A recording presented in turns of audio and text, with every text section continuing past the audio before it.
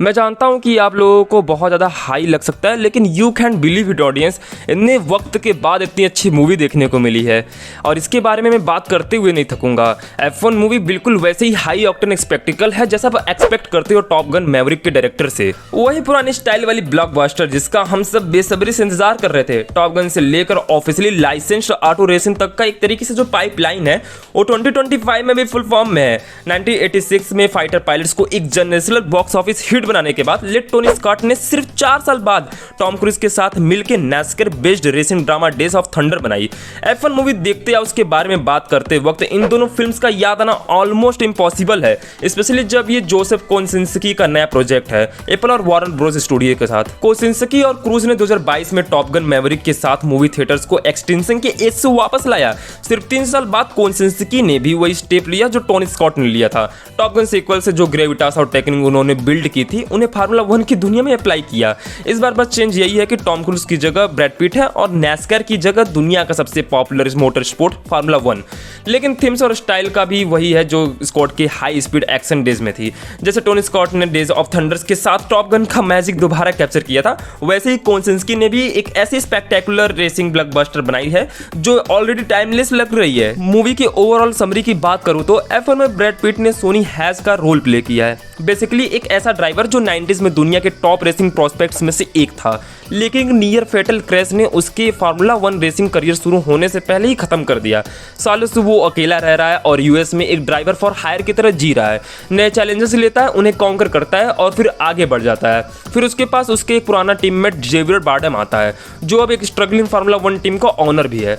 वो सोनी को सीजन के बचे हुए रेसेस के लिए उनके सेकंड ड्राइवर के रोल के लिए अप्रोच करता है। टीम के पास लॉस करने के लिए कुछ बचा नहीं है, ये एक लास्ट चांस है टीम के लिए और एक हेल मैरी मूव भी समझ सकते हैं। अगर मिरेकल नहीं हुआ तो बोर्ड ऑनरशिप बदल देगा और पूरा क्रू अपनी जॉब्स खो सकता है। जैसे कि आप सिनॉप्सिस से गेस कर ही गए होंगे, एरन क्रूगर द्वारा लिखी गई F1 की कहानी में कुछ भी रिवॉल्यूशनरी या नया नहीं है। ये एक काफी सिंपल कॉन्सेप्ट है जिसमें वही फैमिलियर ट्रॉप्स और स्टोरी टेलिंग टेक्निक्स का यूज किया गया है जो हम पहले भी देख चुके हैं, लेकिन वही सिंप्लिसिटी एक्चुअली F1 की सबसे बड़ी स्ट्रेंथ भी है। ये एक बिल्कुल स्ट्रेट फॉरवर्ड कहानी जैसी लगती है। एक वेटरन आउटलॉ जो अपने करियर का एंड का सामना कर रहा है और एक पैशनेट यंग ड्राइवर जो अपना नाम बनाना चाहता है। ऐसी डायनेमिक्स हमने पहले भी देखी हैं, चाहे वो क्लासिक वेस्टर्न हो या पिक्सार की कार्स फ्रेंचाइजी। क्रूगर और कोसिंस्की भी इस बात को अच्छी तरह से जानते हैं कि ये कैरेक्टर ऑडियंस के लिए नया नहीं है और शायद उनकी जर्नी का एंड भी हम रफली गेस कर ही सकते हैं। लेकिन वही फैमिलिटी को ये लोग स्मार्टली यूज भी करते हैं ताकि अटेंशन कहानी से हटकर स्क्रीन पर बनी रहे। ओवरऑल मेरे क्या एक्सपीरियंस रहे इस फिल्म को देखने के बाद, अगर मैं इसे वर्ड में एक्सप्रेस करूँ तो F1 एक फुल ब्लाउन ऑडियो विजुअल धमाका है। जैसे कोसिंस्की ने टॉप गन मैवरिक में ऑडियंस को फाइटर जेट्स के कॉकपिट में बैठा दिया था और जैसे टोनी स्कॉट ने डेज ऑफ थंडर के थ्रू हमें नैस्कर के बीच डाल दिया था, वैसे ही F1 एक ऐसी राइड देता है जिसमें आप लिटरली सीट बेल्ट बांध के बैठ जाते हो। पहले इस डायटोना इंटरनेशनल स्पीडवे के आइकॉनिक 24 आवर रोलेक्स रेस के नाइट शिफ्ट से स्टार्ट होता है और सिर्फ 2 मिनट में ही समझ में आ जाता है ये एक असली डील होने वाला है।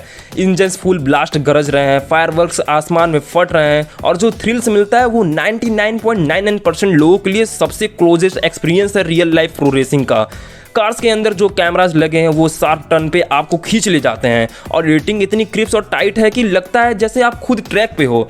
F1 सिर्फ फिल्म नहीं है यार, ये एक ऐसा लगता है कि ये एक फील है, इसे आप फील कर रहे हो इस फिल्म को। मैं जाते जाते यही बोलना चाहूंगा कि F1 सिर्फ एक रेस फिल्म नहीं है, ये फुल ऑन थ्रोबैक ब्लॉकबस्टर है, बिल्कुल डेज ऑफ थंडर वाली वाइब के साथ। फाइटर जेट से रेस कार्स का ट्रांजिशन तो है, लेकिन इस फिल्म में उससे भी ज्यादा स्केल, स्टाइल, स्वेगर सब कुछ मैक्स लेवल पे है। स्टोरी पेपर पे सिंपल लगती है हाँ, लेकिन एग्जैक्टली वही सिंप्लिसिटी काम भी करती है क्योंकि जो कैरेक्टर्स और इमोशन दिखाए गए हैं वो इतने परफेक्टली डन है कि आप इजिली नॉस्टैल्जिया में लीन हो जाते हो। ये फिल्म एक वार्म बिग स्क्रीन हग जैसी फील होती है। Action next level, camera work और रेस सीक्वेंसेस इतनी इमर्सिव है कि लगता है कि आप फ्यूचर की फिल्म ही देख रहे हो। ये वो मूवी है जो समय के साथ कल्ट बनेगी, फैन बेस सिर्फ बढ़ता रहेगा। ब्रैड पिट फुल स्वैग में है, एक लेजेंड मूवी स्टार एनर्जी के साथ और उसके आसपास बेस्ट कॉम्बो मिलता है। फ्रेश टैलेंट, सीजन्ड लीजेंड और सॉलिड कैरेक्टर एक्टर जो हर सीन को एलिवेट कर देते हैं। थोड़ा लंबा लग सकता है, कुछ सीन्स 2.5 घंटे रन टाइम आवर की याद दिलाते हैं, लेकिन जब राइड इतनी वाइल्ड हो तो थोड़ा बम्प माफ तो होता है।